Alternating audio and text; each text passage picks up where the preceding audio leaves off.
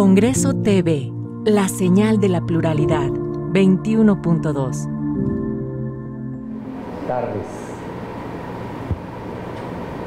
Para nosotros es un gusto y un placer estar en este recinto, el Congreso de la Ciudad de México, en el Auditorio Benito Juárez, y agradecemos esta oportunidad de presentar este cortometraje a la diputada Indalí Pardillo Cadena, que abre las puertas no solamente a la expresión cultural, sino también a un documento histórico. Mi nombre es Isbal Huerta, soy presidente de Culturalmente Responsable, uno de los productores del cortometraje, y nos honra muchísimo este espacio para poder hacerlo. Queremos agradecer no solamente a la diputada y al Congreso de la Ciudad de México, sino también a todos los que hicieron posible este cortometraje de carácter histórico. El fideicomiso del Centro Histórico, la autoridad del Centro Histórico, nuestros patrocinadores y aliados, Palo Dulce, Mezcal, y a todos los que pudieron hacer la Casa Rivas Mercado, que fue la locación que nos abrazó. Esperemos que les guste y terminando vamos a tener una pequeña intervención y preguntas del público. Muchísimas gracias y excelente día. Muchas gracias.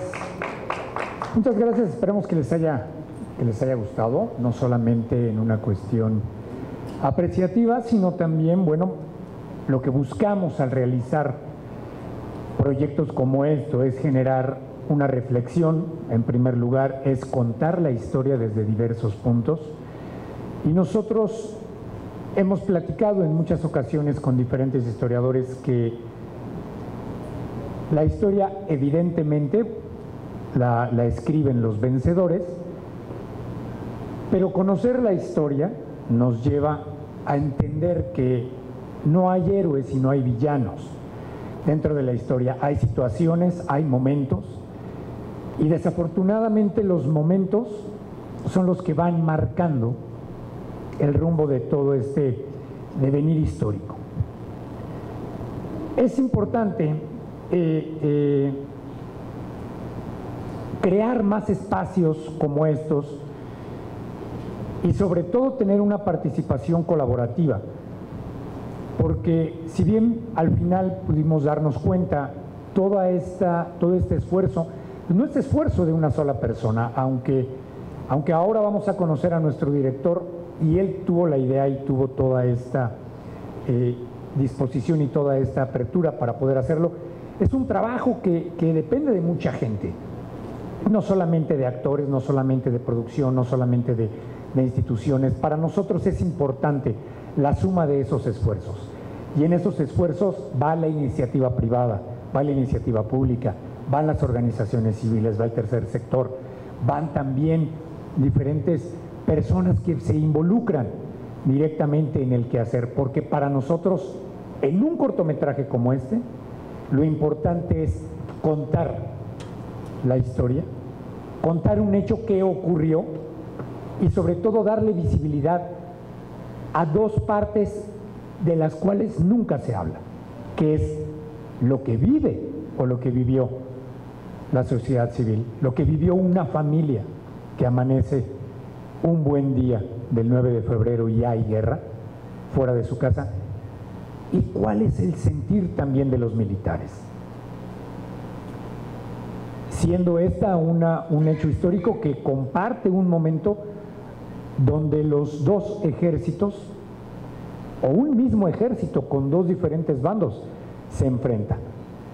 Unos los aspirantes de Tacubaya, que eran efectivamente estudiantes, vestidos de color azul, y los otros ya los que les llaman después los lealistas, porque eran leales al gobierno. Para poder platicar de todo esto me gustaría invitar, si ya está con nosotros, la diputada Indalí Pardillo, presidenta de la Comisión de Derechos Culturales del Congreso de la Ciudad de México. Diputada, muchas gracias. Y gracias por abrirnos las puertas. Al maestro Enrique Ortiz, escritor e historiador, experto en la Ciudad de México, escritor de diferentes libros. Gracias maestro. Quiero invitar de parte de la iniciativa privada, el licenciado Raúl Romero, director de la empresa productora de mezcal Palo Dulce. Bueno, Jessica para que tengamos equidad en el panel. Y a nuestro director, el señor Roberto Cortés, guionista y realizador cinematográfico, muchísimas gracias.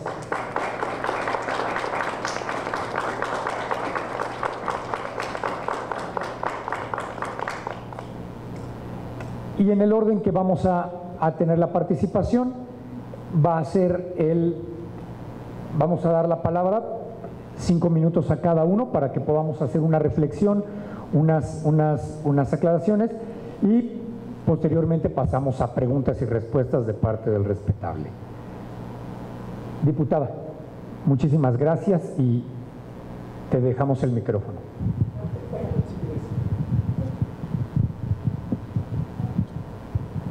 Muchas gracias a todas, a todos. Muy buenas tardes. Como diputada presidenta de la Comisión de Derechos Culturales del Congreso de la Ciudad de México, segunda legislatura, le doy la más cordial bienvenida a la presentación y proyección del cortometraje Sublevado, dirigido por Roberto Cortés. Agradezco la presencia y participación del maestro Enrique Ortiz, Raúl Romero, el maestro Sual Huerta y del mismo director Roberto Cortés en esta conversación. La Comisión de Derechos Culturales busca que todas las personas que habitan y transitan en la Ciudad de México puedan ejercer los derechos culturales que se encuentran plasmados en la base del artículo 8 de la Constitución Política de la Ciudad de México. La cultura, de acuerdo a la definición dada por el antropólogo Franz Boas, incluye todas las manifestaciones de los hábitos sociales de una comunidad, las reacciones del individuo en la medida en la que se ven afectadas por las costumbres del grupo en el que vive y los productos de las actividades humanas en la medida en el que se ven determinadas por dichas costumbres. Es el factor vital que determina el desarrollo en armonía de la civilización humana, las actividades que nos preservan como humanidad. Por otro lado, el cine, como séptimo arte, es el espejo en el que nos reflejamos. Como dice el dicho, muchas veces la realidad supera la fantasía, y es el cine el que toma inspiración de los hechos reales para presentar moralejas, para despertar conciencias sociales, para dinamitar las relaciones humanas. Es en el cine donde podemos crear un futuro alterno para la humanidad y también donde rememoramos hechos del pasado con el fin de no repetirlos. En Sublevado se exponen aspectos de la decena trágica, el cual fue un periodo de 10 días en el que un grupo de militares golpistas se levantaron en armas contra el gobierno del presidente Francisco I. Madero. Este episodio culminó con los asesinatos del presidente Madero y del vicepresidente José María Pino Suárez y con la ascensión a la presidencia del general Victoriano Huerta, quedando registrado en la historia como tragedia nacional y el magnicidio de alrededor de 2,000 personas. Producido por jóvenes cineastas de esta ciudad y fomentado por promotores culturales, considero que es una iniciativa honorable y necesaria. Nuestra ciudad necesita personas apasionadas por su historia, por su cultura, por sus tradiciones orales, por su esencia. Una ciudad tan grande y diversa como la nuestra debe ser laureada y colocada en el centro de todas nuestras narrativas. El uso de espacios de este cortometraje también es digno de mencionarse. La Casa Rivas Mercado fue diseñada y construida por el arquitecto Antonio Rivas Mercado en la colonia Guerrero, uno de los barrios más antiguos y emblemáticos de la Ciudad de México.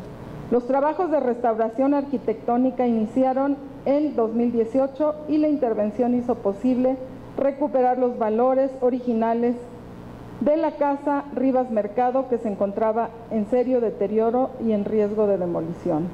En el 2017, la casa, restaurada gracias a la Fundación Conmemoraciones 2010 AC, abrió sus puertas para convertirse en un centro cultural. Es el uso de estos espacios el que hace posible que nuestra identidad como ciudadanos crezca y se solidifique. Estamos y habitamos en una de las ciudades más ricas culturalmente hablando del mundo y eso es de celebrarse. No me queda más que felicitar al director Roberto Cortés y a todo su equipo por esta aventura llena de valentía, empeño y creatividad, en la que estoy segura tuvieron que superar todo tipo de obstáculos, desde el financiamiento hasta la presentación del cortometraje al público en general, y aún después de estos eventos, la constante difusión para que se llegue aún a más personas. Es importante que ustedes que han podido conocer esta obra puedan generar el efecto de boca a boca, de hablar de lo que se vio aquí, de lo que aprendimos y experimentamos. La cultura y el cine están vivos y nosotros como espectadores somos factores importantes para ello. Por último, reitero que las puertas del Congreso de la Ciudad están abiertas para eventos culturales y de difusión que deseen realizar. Estos son espacios que les corresponden a los ciudadanos y de los que se tienen que apropiar. Quizá así nos convirtamos en una ciudad más plural, responsable y abierta. Gracias a todos y a todas ustedes por su asistencia. También quiero mencionar, si me lo permite, tenemos un compañero que es un diputado que es general y le llegó la noticia por algún lado. Obviamente estaba invitado a la proyección, pero tuvo un evento. Ahorita es un momento muy complicado para el Congreso también. Nos apena, pero como estamos en el cierre del año, tenemos reunión tras reunión y es muy, muy complicado. Él quería estar aquí porque aparte, déjenme decirle que ya le habían pedido su opinión acerca del cortometraje y él dijo, pues es que no lo he visto, ¿no? Y él tenía muchísimas ganas de estar aquí. Todavía en la mañana lo vi, me dijo, me voy a escapar porque necesito ver la película porque ya me pidieron mi opinión. Entonces sí, es importante que generemos estas pláticas y que sigamos hablando sobre el corto y sobre lo que significa y lo que significó entonces y lo que significa para nosotros ahora.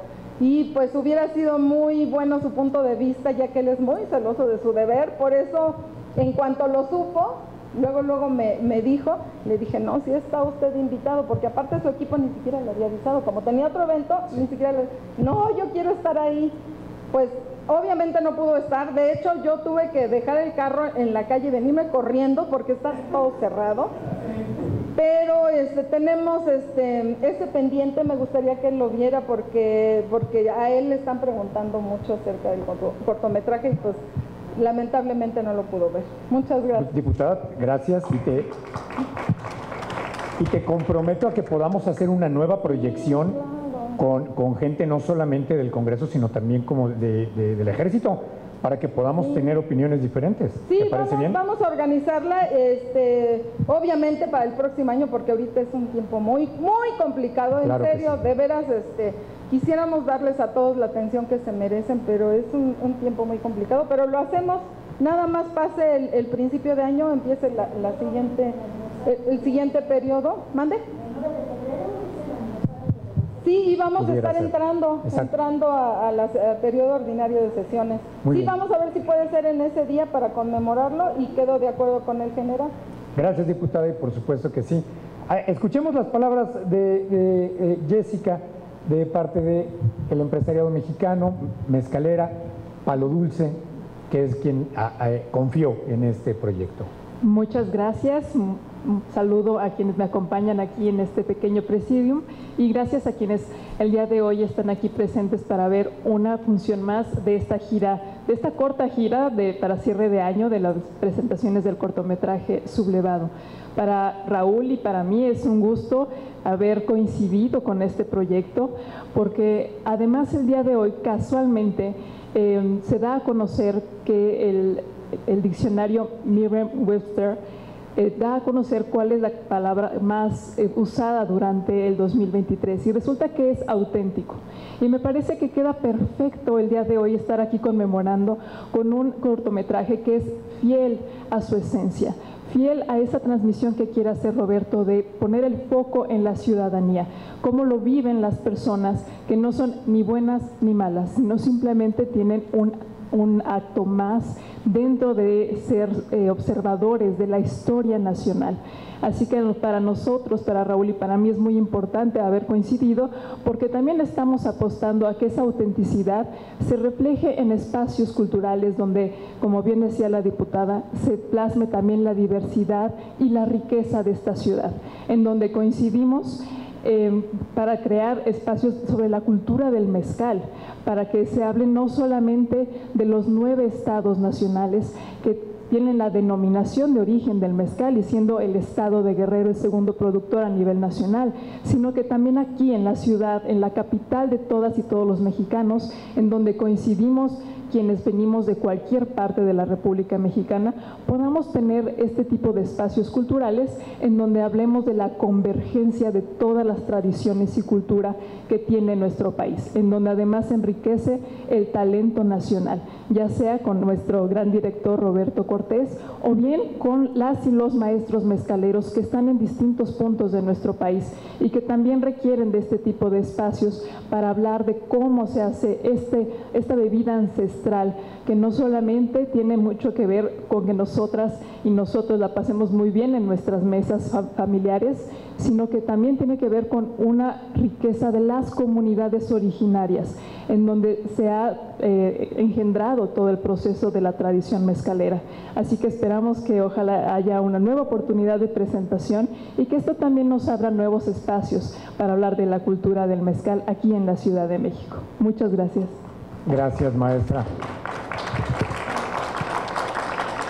Me gustaría darle la palabra al maestro Enrique Ortiz, escritor, historiador, experto en la Ciudad de México. Bienvenido, maestro. Muchas gracias por la invitación. Es un honor estar aquí. Saludo a todos aquellos que me acompañan, tanto en la audiencia como aquí en el Presidium, y platiquemos un poquito sobre lo que es la decena trágica, ¿no? Es cuando la Ciudad de México se transforma en un campo de batalla, la cual va del 9 al 19 de febrero de 1913.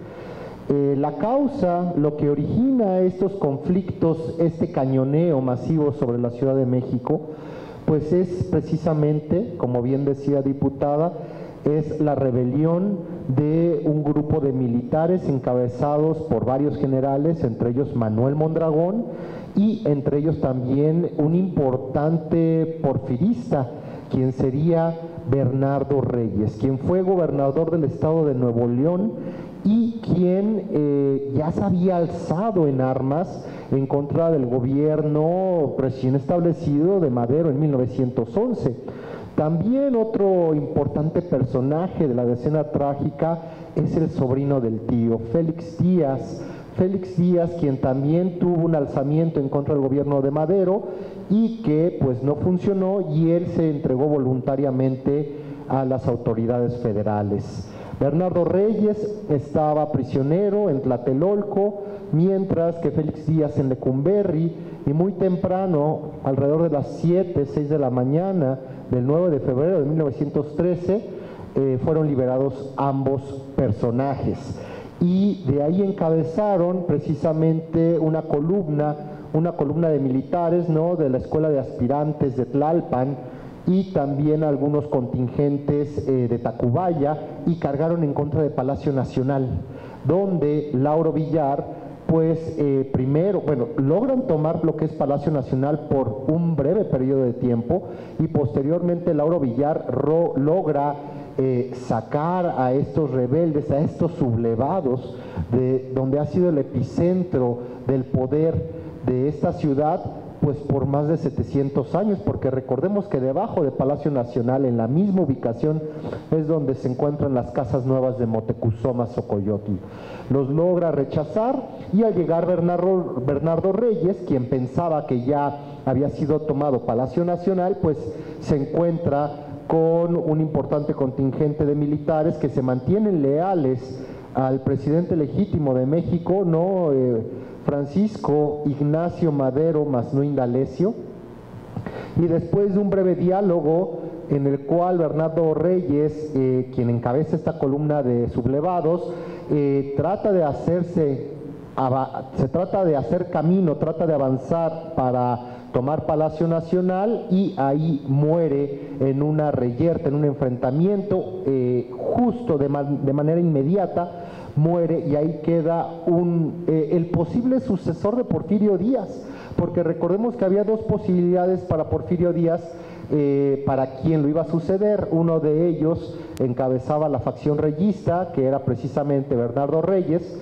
quien había sido ministro de Guerra, quien había sido gobernador de Nuevo León, y el otro gran candidato era el líder del grupo de los científicos, José Ixtlimantura, quien le debemos en gran medida pues la remodelación y estos bellos lagos artificiales que actualmente le dan alegría a muchos niños y jóvenes y novios, ¿verdad?, de la Ciudad de México, allá en el bosque de Chapultepec. La realidad es que desde 1902 el enfrentamiento entre estos posibles sucesores había debilitado en gran medida al Ejército Federal.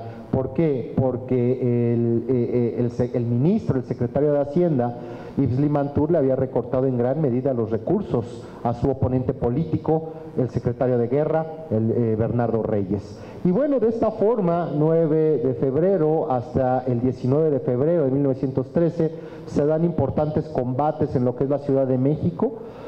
Varios edificios relevantes resultan dañados. De entrada podría comentar el famoso reloj chino, ubicado en una de las glorietas de Bucareli, que fue un regalo a México durante las fiestas del centenario. Acababa casi de haber sido estrenado, ¿no? Duró poco el gusto, acabó destruido. También podemos citar a la cárcel de Belém, que se ubicaba actualmente en la calle de Doctor Río de la Loza, también fue bombardeada y varios prisioneros lograron escapar. Otros edificios relevantes, pues el famoso Casino Español ubicado en la calle de López, ¿no? Que posteriormente, ya a finales de los 30, pues ahí ondearían las famosas banderas del Tercer Reich, ese también resultó dañado. Y un punto relevante de la Ciudad de México, que es el templo de Campo Florido, ubicado en lo que actualmente es la colonia Doctores. Ahí se dio un combate. ¿Por qué? Porque los sublevados se refugiaron en una de sus torres y ahí se libró un importante combate. Este templo que se encuentra ahí cerca de los juzgados, el templo de Campo Florido. Cabe mencionar que ese mismo 9 de febrero, Francisco I. Madero, quien se ubicaba en el Palacio de Chapultepec, encabeza lo que conocemos, el episodio histórico que conocemos como la Marcha de la Lealtad, en la cual los cadetes del heroico Colegio Militar los van acompañando, así como algunos gendarmes de la Ciudad de México, y justo en el cruce de lo que actualmente es San Juan de Letrán, bueno, Eje Central y Juárez, se escuchan tiros, posiblemente un francotirador que atentaba en contra de la vida del apóstol de la democracia. En aquel momento él toma cobijo en lo que es fotografía de Aguirre, y ahí llega el que sería su segundo secretario de Guerra, así como también un personaje, ¿no? Pues que ha destacado en nuestra historia nacional, pues como el gran traidor, aunque yo no coincido en que se usen estos adjetivos calificativos, pero bueno, llega ahí Victoriano Huerta, vestido de civil, ¿no? Con sus pequeños lentes, a dejar su espada, ¿no? Al servicio de nada más y nada menos que del presidente.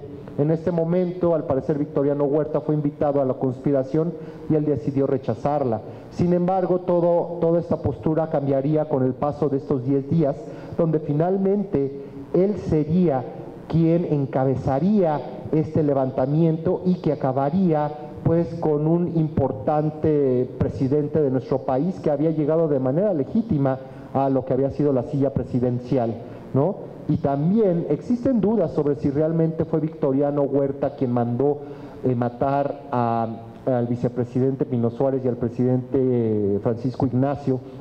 Muy posiblemente el responsable de esta orden no fue el propio Huerta, sino fue Aureliano Blanquet. ¿Por qué razón? Porque si lo vemos desde un punto de vista estratégico, incluso político, el que sería el que pagaría los platos rotos de esta acción y quien perdería toda legitimidad sería el usurpador Victoriano Huerta, porque finalmente la muerte de Francisco I. Madero pues sería la principal causa para que varios grupos revolucionarios, entre ellos el gobernador de Coahuila, Venustiano Carranza, a través de su Plan de Guadalupe, así como los grupos zapatistas, ¿no?, del Ejército Libertador del Sur, encabezado por Otilio Montaño, Emiliano Zapata, pues redactarían también el plan de Ayala. Entonces, finalmente, pues esto causaría que la guerra continuara y duraría muy poco el gobierno realmente de a quien hemos apodado el Chacal, Victoriano Huerta. ¿Por qué? Pues como consecuencia de la muerte del propio Madero. Finalmente, como lo comentó alguna vez Pino Suárez, ya cuando estaba preso, le escribió una carta a su amigo Serapio Rendón, ¿no? Le escribió que no los podían matar, porque si los matarían serían más grandes después de la muerte que vivos, y que alguien acabaría pagando las consecuencias. Y así sería, ¿no? Así se va escribiendo la historia nacional, ¿no? Entonces, pues felicidades, Roberto, por hacer historia, por recordarnos de estos pasajes históricos y poner, ¿no?, en boca de todos a lo que es uno de los pasajes y hechos más importantes de la Revolución Mexicana, la Decena Trágica, en febrero de 1913. Gracias a todos. Gracias, maestro.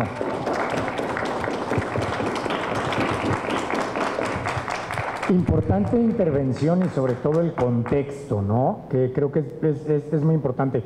La Decena Trágica siempre se ha visto nublada por un halo de desinformación, ¿no? Y es el arranque de sucesos de un devenir histórico que van a dar como resultado más y más movimientos, ¿no? Y gracias por y más revoluciones y más enfrentamientos. Gracias, maestro, va a ser un gusto tenerte en diferentes mesas para que sigamos conversando en diferentes momentos. Y bueno, el instigador, el sublevado principal, el mero sublevado, Roberto Cortés. Gracias.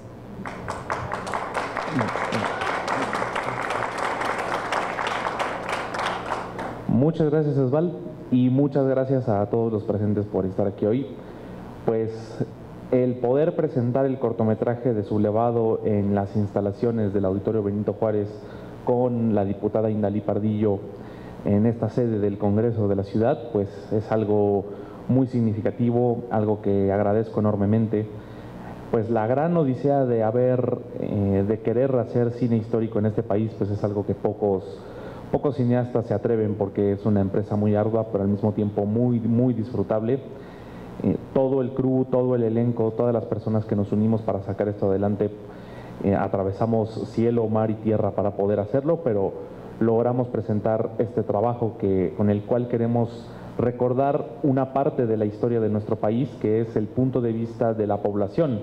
Cómo es que la gente en 1913 se despertó un día, el 9 de febrero, para descubrir que su ciudad se había transformado en una zona de guerra, sin aviso. La Ciudad de México sabemos que ha atravesado enfrentamientos y batallas en su historia, como la caída de Tenochtitlan, las batallas de la intervención francesa, las batallas libradas en la intervención estadounidense, pero nunca, esta fue la primera guerra moderna librada en la ciudad, y además se presentó literal de la noche a la mañana.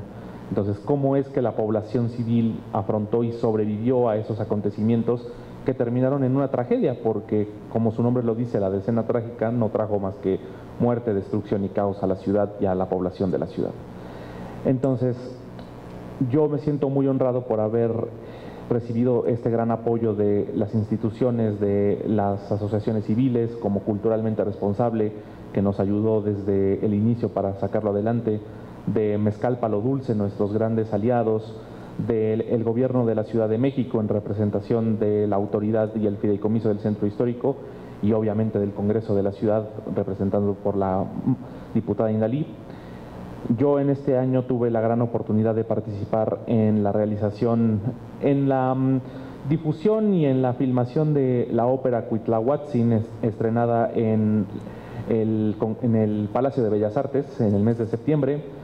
También realicé algunas cápsulas de conmemoración del Colegio Militar por su aniversario de 200 años, y hoy pues estamos presentando el cortometraje de Sublevado en el 110 aniversario de la Decena Trágica. Esperamos que puedan acompañarnos Hoy a las 5 de la tarde en el Fideicomiso del Centro Histórico para otra presentación, y mañana a las 11 de la mañana en el Centro Cultural del México Contemporáneo para su última presentación de este año, y el año que entra vendrán más presentaciones en diferentes foros. Muchas gracias. Y abrimos el micrófono para preguntas en caso de que hubiera, ya sea para nuestro director, para la diputada, para el representante de Palo Dulce, para el maestro Enrique. Si hay alguna pregunta, alguien que quisiera preguntar, intervenir, decir. Yo quiero brindarle un fuerte aplauso a uno de nuestros actores que está aquí, que está al fondo, mi querido Darío Cisneros, que nos acompaña. Ven para que te vean y que sepan quién es, nada más. Y que bueno, digo, también el talento nos está acompañando en toda esta parte de difusión. Un aplauso para Darío, que hace el papel de Diego, que uno de los sublevados que cae también en manos de Martín, que soy yo. Entonces, muchísimas gracias, mi querido Darío, por estar aquí y presente en las funciones. ¿Alguna pregunta, alguna cuestión, mi querida? Muy brevemente, a las diputadas, por todo nuestro agradecimiento, ¿cómo seguir fomentando este tipo de productos audiovisuales que hablan tanto de la historia como de la cultura? ¿Cómo poder lanzar? Porque hay muchas personas que lo desean hacer, pero a veces hay pocas puertas. Usted, desde su perspectiva, ¿cómo nos podría recomendar? Sí, la manera en la que nosotros lo estamos haciendo es que se acerquen a la comisión. Ellos se ponen en comunicación con ustedes y entonces buscamos los espacios que son... El Congreso es muy pequeño y tenemos pocas fechas, pero siempre estamos buscando que se presente como sea y donde sea y en contra de quien sea, ¿no? Entonces, sí, si se acercan a la comisión, con gusto lo hacemos y seguimos buscando espacios. Donde quiera que nos inviten, igual los vamos a invitar. Podemos hacer otras cosas, pero necesitamos estar constantemente buscando pues estos apoyos aún adentro de la institución, porque somos tantas comisiones y tenemos tantos compromisos, pero la cultura siempre tiene que luchar, ustedes lo saben, para darse el lugar que se merece, y no es diferente aquí adentro. O sea, sí hay todo el mundo le gusta la cultura, todos la hacemos, pero a la hora de darnos espacios, a la hora de darnos apoyos, tenemos que estar batallando igual que todo mundo, pero con mucho gusto lo hacemos, porque para eso estamos aquí. Gracias, diputada. ¿Alguna duda, alguna otra intervención? Sí, por favor.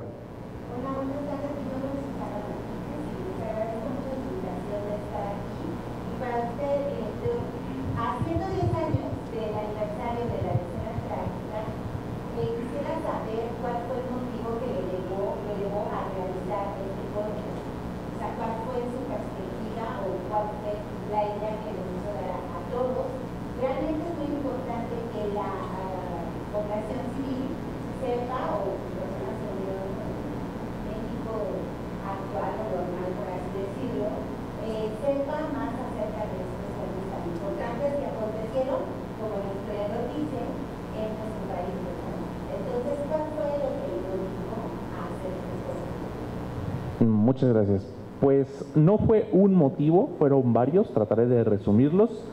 El primero es que la Decena Trágica fue el primer acontecimiento histórico que yo estudié, que recuerdo que estudié, porque yo provengo de una familia en donde el amor por la historia siempre está presente, y el primer contacto con la historia de México que tuve fue el de la Decena Trágica. Entonces pues fue como una especie de homenaje que tenía que hacer, y además porque una familiar mía, haciendo una recopilación de datos y de historias, me di cuenta de que una familiar mía murió durante la Decena Trágica. Cuando salió de su casa, pues ya no regresó, porque seguramente quedó en medio del fuego de ambos bandos. Y además de eso, yo he estudiado la historia moderna, específicamente las guerras modernas, como lo que está pasando hoy en Ucrania, lo que está pasando en Palestina, y me doy cuenta de que acontecimientos como el que acabamos de ver en este corto, desafortunadamente son muy comunes. No es algo extraño, no es algo de otro mundo, es algo que pasa a todos, que ha pasado muchas veces, que pasa hoy en día. Y mi gran duda fue cómo es que los civiles del 9 de febrero de 1913 se despertaron y descubrieron que afuera de sus casas o incluso dentro de ellas se estaba librando una guerra. Pero ¿una guerra entre quién? Una guerra entre el propio ejército de la nación. ¿Cómo una persona se prepara para responder algo así? ¿Cómo te preparas para reaccionar? Esa es la gran duda que yo quise tratar de responder en este cortometraje. Y también una forma de mostrar la tragedia que es la guerra, que muchas veces la guerra en el cine, en la literatura, en todas las expresiones a veces se glorifica y se muestra como esta grandes proezas de los hombres, y pues realmente no es cierto. Realmente la guerra no provoca más que muerte, destrucción y un gran sufrimiento a los seres humanos. Entonces es lo que quise representar en este cortometraje. Y atribuyendo un poco, hay algo que es muy cierto, Roberto, y es que la palabra guerra se normaliza y vemos violencia normalizada, y la violencia es lo más anormal que hay. Y así como se normaliza la violencia con la mujer, como se normaliza la violencia entre la gente, como se normaliza, y no se puede normalizar la violencia. Nosotros buscamos también en este sentido que a través de ver cuál es la perspectiva de la sociedad y cuál es la perspectiva también del mismo ejército, no se normalice. No tenemos por qué normalizar la violencia, y sí tendríamos por qué normalizar aspectos culturales, cosas que eleven la frecuencia de la gente y que nutran el alma, no que la enfermen y que caiga. Y ese es un conflicto y ese es un problema. Por eso también hacerlo y difundirlo es parte de nuestra acción y de nuestro deber cultural. ¿Alguna otra? Sí, por favor. Claro. Es que a mí me extraña mucho y ese corto se me hace increíble. Y algo que me llamó la atención es que filmaron en la casa Rivas Mercado. Sí. Y ese es un tesoro, ¿verdad? El historiador Fernando Fernández al respecto de la colonia Guerrero, porque tenemos que conocerlo alguna vez, ¿verdad? Porque es una belleza. Hay visitas guiadas que necesitaba de moverse. Pero bueno, entonces a lo que yo voy es cómo fue el contacto o cómo fue el enlace por la casa Rivas Mercado primero. Segundo, que el historiador tuviera tiempo o nos pudiera dar un paneo un poco corto acerca de la casa Rivas Mercado, ¿verdad? Esas dos preguntas son para el director: cómo fue el contacto, y la de para el historiador, ¿qué nos puede comentar respecto de la casa Rivas Mercado? Muchas gracias. Gracias por la pregunta. Efectivamente, ¿no? Y podemos hablar un poquito de Antonio Rivas Mercado. Antonio Rivas Mercado fue el gran arquitecto de los últimos años del Porfiriato, ¿no? A él le debemos importantes obras. Es relevante mencionar también datos de su personalidad. Era un hombre que medía más de 1,90 de altura, que era muy robusto, que hizo estudios en París, en Francia, principalmente de arquitectura, y que se le llegó a apodar el oso, ¿no? El oso por diferentes razones, una de esas pues por su corpulencia, pero también existe esta leyenda o esta crónica popular de que algún momento, estando él allá en el extranjero, en Francia, había un gitano que prometía una moneda de plata, una moneda algo, ¿no? Y si peleaba con un oso, quien lograra derrotar a su oso, ¿no? Se iba a ganar esta moneda, y se cuenta que Antonio Rivas Mercado pues era más alto que el oso y que logró derrotar al famoso oso, y que de ahí le quedó el famoso apodo, ¿no? Y también una obra muy relevante de Antonio Rivas Mercado es parte de una fachada que se encuentra en el castillo de Chapultepec, ya cuando se va adaptando para hacer residencia, ¿no? Residencia de los presidentes de México. No recuerdo si es en tiempos, creo que es en tiempos de Álvaro Obregón. Y también aquí, muy cerca de este lugar, enfrente de la Alameda, por ahí está también la casa, la mansión de la familia Torres Adalid, que a él se le conocía como el rey del pulque. y él se casa con la hermana de Antonio, y esa construcción que está ahí, ahorita no recuerdo el número, es de gran importancia porque también es obra de Rivas Mercado.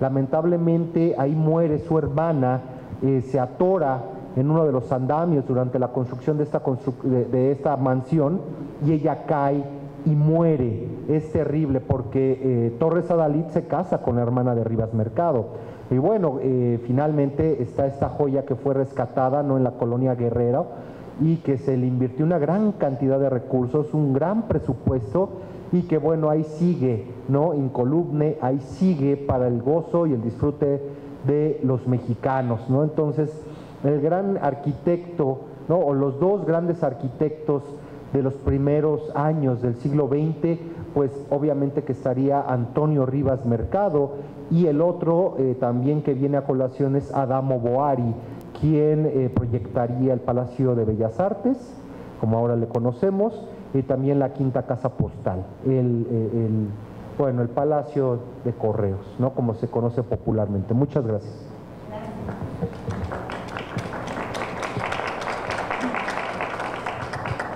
Y respondiendo cómo fue el acercamiento a la Casa Rivas, pues la Casa Rivas ha sido un lugar donde se llevan a cabo excursiones guiadas, visitas a la casa, hacen ahí eventos culturales. Fue la locación de la película El baile de los 41, que también en la época pre-revolucionaria. Y pues nosotros tuvimos la fortuna de que a los encargados de la casa les interesó mucho el proyecto de sublevado, porque la Casa Rivas Mercado vivió la Decena Trágica. Los habitantes de la casa tuvieron que esconderse en el sótano para evitar que una bomba les cayera. También no eran muy queridos en ese momento porque eran, como lo acaba de decir Enrique, pues eran del ala porfiriana, que en ese momento pues había sido desterrada por la revolución maderista. Y pues considero yo que poder recrear la historia en lugares donde ocurrió la historia, pues es algo muy importante para también preservar la cultura de las estructuras que existen, no solo en el centro histórico, sino en toda la Ciudad de México, porque la Ciudad de México es una de las ciudades que más historia ha vivido a lo largo del tiempo, y es muy importante y muy necesario preservar esa historia y esa cultura. Y pues mi forma de hacerlo es a través del cine y a través de este cortometraje. Y solamente puedo agradecerle a la Fundación Conmemoraciones y a los encargados de la Casa Rivas por habernos abierto el espacio de poder filmar 5 días seguidos en esa casa. Contamos con una aliada extraordinaria que ha hecho un trabajo importante de relaciones públicas, y es Susana Ibarrola, de Ibarrola y Asociados, que de la mano con las otras empresas e instituciones se han dado la tarea de hacer también toda esta combinación, no solo de espacios, sino también de colaboraciones. Y efectivamente la energía que se siente, no solamente de filmar en la casa que fue, tuvimos oportunidad de estrenar o hacer la premier en la Ciudadela, que fue el ápice de este movimiento, que fue donde se van a resguardar efectivamente Bernardo Reyes y los sublevados a la Ciudadela. Y de hecho, bueno, todo el centro histórico lleva una energía impresionante, cargada no solamente de historia, sino de belleza, de cultura, de arte. Y hacerlo, como bien dice Roberto, estar en los lugares clave, representando, es prácticamente una constelación vivida, es una constelación sistémica vivida para sanar nuestro pasado personal, familiar y de México. Entonces creo que eso es algo importante, y gracias por tu pregunta. ¿Alguien más? Pues de esta manera damos, si tenemos 2 minutos para que cada quien cierre y concluya con 2 palabras la participación. Empezamos con el empresariado mexicano. Jessica, de parte de Palo Dulce. Muchas gracias nuevamente a todas y todos ustedes por habernos acompañado. De verdad es un honor para Raúl y para mí estar presentes aquí, que como lo he dicho y lo voy a reiterar en este momento, es un privilegio que esta ciudad sea el punto de diversidad y de riqueza histórica y cultural. Así que esperamos que, como bien decía la diputada, se abran muchas mayores oportunidades para estos espacios culturales. Gracias. Gracias, maestra. Roberto Cortés.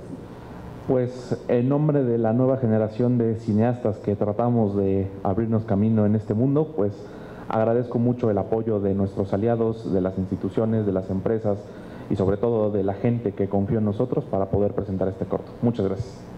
Diputada Indalí Pardillo, muchísimas gracias. Muchas gracias a todas y todos ustedes, a Sublevado y todo lo que significa desde el director hasta la última persona que participó. Ahora que estoy en estas cuestiones culturales, sé que son unos verdaderos héroes y heroínas y que necesitan de la participación de todas y todas para lograr acabar un producto como el que nos están trayendo, que esperemos que quede no solo para la posteridad, sino que provoque lo que decías al principio, ¿no? El que hablemos de estos temas, el que ponga en la mesa estas situaciones que son muy enriquecedoras para todos y todos y para la ciudadanía en general. Muchísimas gracias y muchísimas felicidades. Gracias, diputada, muchas gracias. Maestro Enrique Ortiz. Pues reconozco y aplaudo el esfuerzo realizado por todos aquellos involucrados en este corto histórico. ¿Por qué? Porque hay que conocer nuestra historia, hay que reflexionar sobre nuestra historia. Es más relevante conocerla, observarla, que emitir juicios de valor sobre aquellos protagonistas y sobre aquellos periodos y contextos históricos. Entonces, enhorabuena y que siga difundiéndose la historia, el arte y la cultura de nuestro país a través de cualquier medio posible. Muchísimas gracias, gracias maestro y gracias al Presidium, gracias a todos y sobre todo gracias al Congreso de la Ciudad de México, gracias diputada. Y por parte de un servidor, Osvaldo Huerta, presidente de Culturalmente Responsable, no me queda más que agradecerles su presencia y sigamos haciendo arte, cultura, porque el arte sana. El arte difundido, aceptado y vivido enriquece y enriquece no solamente a nosotros como personas, sino también a la sociedad. Muchísimas gracias. La siguiente función en el Fideicomiso del Centro Histórico a las 5 de la tarde y mañana en el Centro de México Contemporáneo. Todas son sin costo, mañana a las 11 de la mañana. Muchísimas gracias. Gracias a todos. Gracias. Los invitamos a un cafecito de parte de la diputada. Muchísimas gracias. Nos tomamos la foto oficial y quien quiera disfrutar si tenemos oportunidad del mezcal, si no, para su regalo de Navidad. Congreso TV presentó